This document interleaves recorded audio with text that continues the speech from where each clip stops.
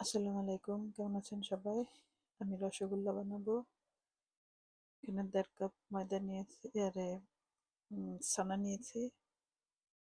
এখানে ১ চামচ গুঁড়া দুধ নিয়েছি, ১ চামচ সুজি, এখানে ১ চামচ চিনি আর ১ চিমটি বেকিং পাউডার নিয়েছি। এখানে সবগুলোকে আমি ভালোভাবে ডলে নিব। এখানে ১ চামচ রান্নার তেল নিয়েছি। আমি এগুলো সব একসাথে মিক্স করে নিলাম।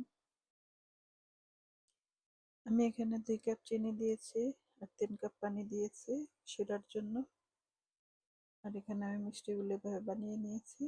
সবগুলো আমি শিরাতে দিয়ে দিব। এখানে আমি সব মিষ্টিগুলো একসাথে দিয়ে দিয়েছি।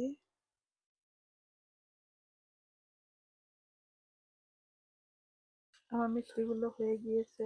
মোটামুটি আমি ২৫ মিনিট জাল করেছি। এখন আমি একটা মিষ্টি তুলে দেখাচ্ছি।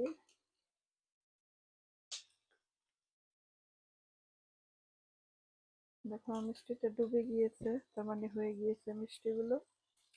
আমি এটাকে নামিয়ে নিব।